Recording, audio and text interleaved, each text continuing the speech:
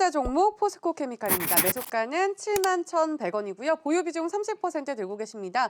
매수가까지 올 수 있지 않을까 기대하면서 1년 동안 원치 않게 장기 투자를 하게 됐는데 매수가까지 올 수 있을까요? 해주셨고요. 두 번째 종목은 코스모화학입니다. 매수가는 9,500원이고요. 보유 비중은 10%입니다. 보유한 지 며칠 안 됐는데 손해를 보고 있으니 불안합니다. 라고 문자를 주셨습니다. 두 종목 모두 매수가 회복이 가능할까요? 네, 일단은 뭐 포스코 케미칼 같은 경우에는 71,100원에 샀으니까 좀 싸게 살 수도 있는 그런 여건이 됐었는데라는 그런 생각이 드는데요. 포스코 케미칼, 코스모화학 두 종목 괜찮습니다. 일단은 제가 차트를 보면서 설명을 드릴게요.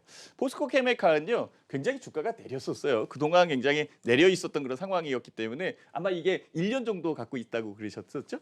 그죠? 네, 1년 정도 그러니까 가지고 오래 있다고 갖고 있었던 상황에서 이제 움직이기 시작한 상태인데요. 좀 기다리면은 주가가 올라오지 않을까라는 생각이 들어요. 그리고 주가에 대한 부분에서 거래량이 굉장히 중요한데 거래량은 그대로 지속되고 있는 상황이거든요. 결과적으로는 주가가 상승할 수 있는 여건은 만들어진 것 같아요. 포스코 케미칼 같은 경우에는 양극재하고요, 음극재를 한 회사에서 그 두 가지의 재료를 다 생산하는 회사예요. 실질적으로 양극재, 음극재를 한꺼번에 생산하는 회사는 진짜 포스코 케미칼뿐이 없지 않느냐라고 저는 얘기를 하고 싶은 그런 상황이고요. 어쨌든 뭐 포스코 케미칼 같은 경우에는 LG 화학의 양극재에 대한 부분 2조 원 이상의 납품 계약, 이 공급 계약을 했다라는 그런 뉴스가 나오면서 주가가 상승한 부분도 분명히 있는 그런 상황이고요. 양극재 같은 경우에는 특히 배터리 원가, 그러니까 배터리 원가의 50%를 차지하는 비싼 소재거든요. 네, 실제적으로 그렇습니다. 그래서 이 부분에서 수익을 꽤 낼 수 있다. 그래서 캐파, 즉 증설을 통해서 더 늘릴 수 있는 그런 여건을 포스코 쪽에서도 해가고 있는 그런 상황인데요. 여기에 기름을 부은 게 하나가 있어요. 이게 현대차거든요. 현대차가 뭐라고 얘기를 했냐면요, 10년 정도, 그러니까 2030년도까지 내연 기관을 철수하겠다라는 거죠. 탈내연 기관을 하겠다. 그러면 갈 수 있는 부분은 수소차나 아니면은 2차 전지, 즉 전기차에 해당될 가능성이 아주 높겠죠. 그래서 이 부분 때문에 실질적으로 포스코 케미칼 같은 경우에는 수익이 더 늘어날 수 있는 그런 여건이겠죠. 다만 문제가 있는 그런 부분은 뭐고, 지금 현재 주가가 이렇게 내리는 그런 여건에 있는 부분은 뭐냐면 재료가 하나 나왔어요. 그러니까 실질적으로 영업이익이 약간 좀 감소했다라고 얘기가 나오거든요. 근데 작년도에 4분기, 그러니까 작년 4분기에 대한 영업이익이 잘 나온 기업이 도대체 얼마만큼 있을까라는 그런 생각이 들 정도예요. 실질적으로 그만큼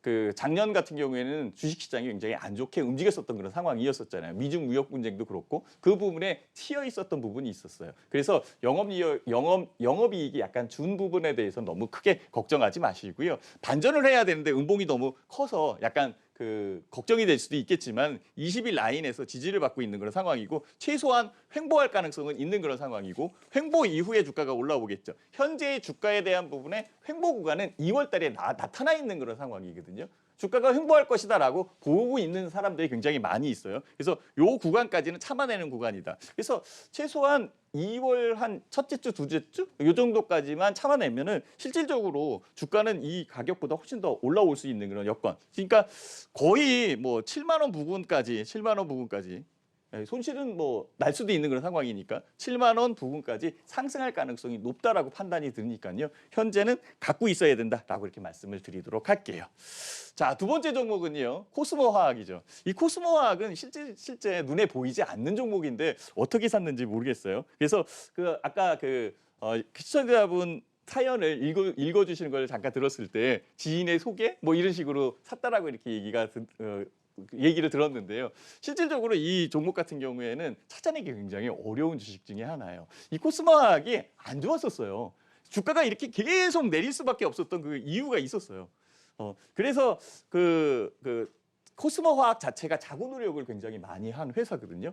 그래서 캠코에 돈을 빌려서 회사를 활성화 시켜놓고, 그 돈을 빌릴 때 공짜로 빌리진 않잖아요. 그래서 4억을 팔았거든요.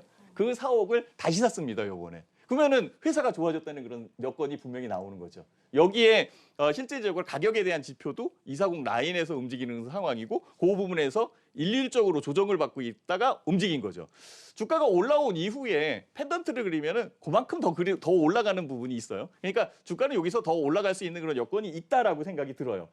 가격이 9,500원에 10% 정도 샀으니까 적정 부분이네요. 이 종목 같은 경우에는 10%, 15% 이게 제일 좋거든요. 아마 수익이 더 날 수 있지 않겠느냐라고 생각이 들고요. 제일 중요한 것은 거래량이 추가적으로 상승하는 것, 이 부분만 보면 될 것 같고요. 코스모화학 같은 경우에는 국내 유일의 이산화티타늄 그리고 황산 코발트 이쪽을 생산을 하는데요. 황산 코발트 같은 경우가 이제 양극 활성 물질로 판단이 되거든요. 이전에 안 좋았었던 부분은 황산 코발트를 대체할 수 있는 그 소재들 이런 것들이 자꾸 나오면서 눌렸었던 그런 상황이었는데요. 최근에 여러 가지 그 2차 전지에 관련돼 있는 출하량 이런 것들이 늘고 있는 그런 상황이기 때문에 회사는 호전되는 그런 상황이니까요. 지금 현재의 약간 손실을 그러니까 좀 높게 사는 부분이기 때문에 손실을 본다라고 치고 생각을 해봤을 때 금방 복귀하니까요. 홀딩하고 갖고 계시는 게 더 유리할 것 같습니다.